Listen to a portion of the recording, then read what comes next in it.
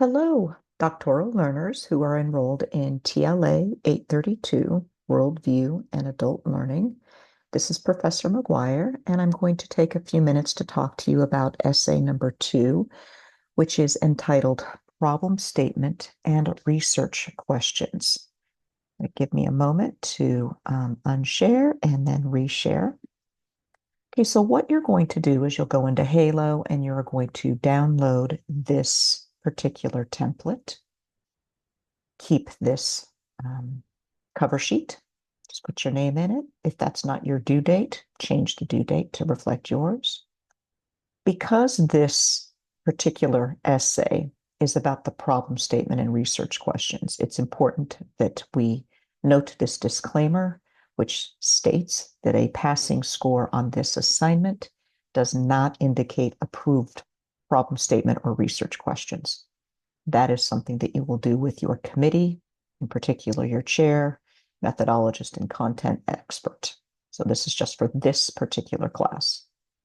So according to the instructions, we have a couple of things that we'll need to make sure are included.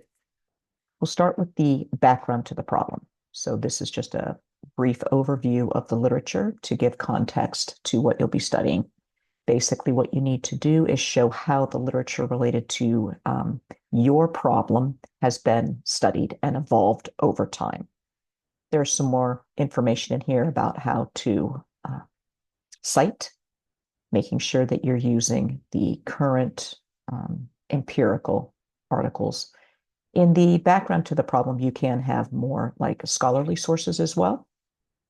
So empirical, some might be seminal, which means that they're older. And again, that's just showing that evolution over time for your particular problem that you'll be studying.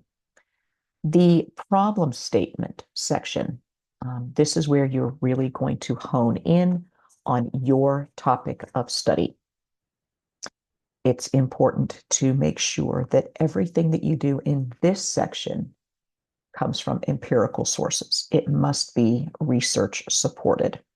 And the instructions are recommending at least 4 current sources. One thing that I like to point out is that if you go to an empirical source and you scroll to pretty much the end of that particular article, there will be something about recommendations for future research, or it may say, further research is needed. That's where you get, I like to say, permission to do your topic. So just because you want to do a research study, a dissertation study on a topic, that doesn't necessarily mean that you can. You need to get the quote unquote permission from other empirical sources that are stating that more research needs to be done.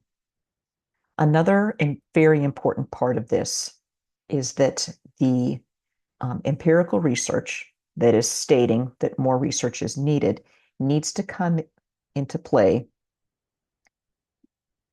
based on 5 years from the year that you anticipate that you'll defend. So for example, let's say you think that you'll be done with your dissertation in 2027, then your recommendations for future research that are going to go with your problem statement cannot be any older than 2022. So that's why we also call your dissertation a living document, because it's always changing and being updated. Other things that you can do is to consider looking at that problem space or that gap in the literature from different perspectives. So you can look at it from a societal need or population being studied, some of the issues that have been defined in the literature, the needs of the profession in general, or maybe the needs of an organization. So what you're looking for is something that has yet to be studied. When you develop the problem statement, that ends up being the final sentence in this section. Most learners will start off with some kind of wording such as, "It is not known." The next section is your research questions. This is not going to be written in narrative format. it's written in a bulleted format. I recommend, and you'll find this probably in the Halo DQ, there is a fantastic video from our very favorite Assistant Dean, Dr. Marquette, on how to do this. So before you even start this essay, after you've watched this video, I would make sure that you've watched the video that I've posted in the Halo DQ section. So with this template, I've included extra information to kind of help you. So if you'd like to, you can read this. This comes from my dissertation. So keep in mind, I defended in 2020. So all of my studies met that 5-year currency rate range.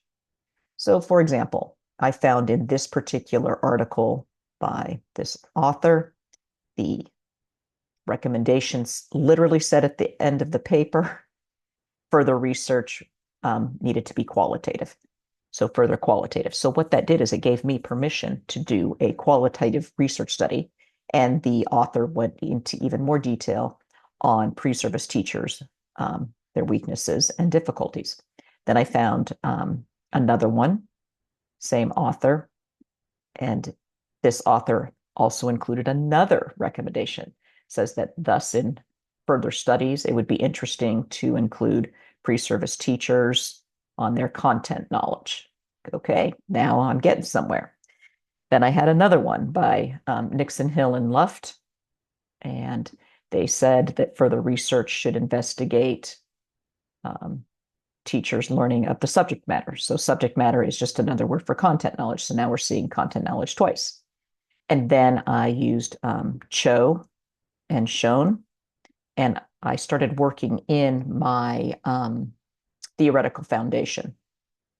So anyway, I came up with my problem statement, and you can see it starts off with that it is not known.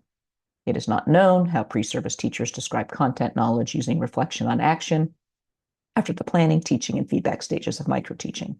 And then my RQs, my research questions, literally say almost the exact same thing. So that's where you start to get alignment. So you'll hear a lot about, is the problem statement aligned with the research questions? So you're welcome to look at this more when you are perusing it. And then I just had my references just to show you that they were indeed empirical, as they should be. Everything on this page is just some recommendations on how to do your references. Anything that's in red, please delete it out. I did point out at the bottom of the template that my templates have been used many times. So if it ends up that your percentage is higher than 20%, it's usually not a problem.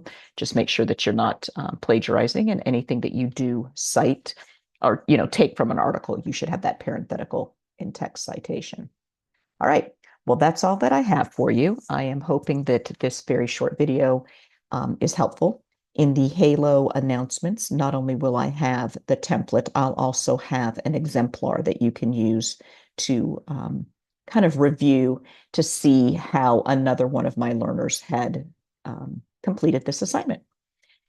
As always, if you have any questions, you can private message me in the Halo messaging forum, or you can also put the question in the class discussions question forum in case you think that your question would be relevant for others in the class. All right, well, I look forward to learning more about your particular dissertation topic. Have a nice day. Bye-bye.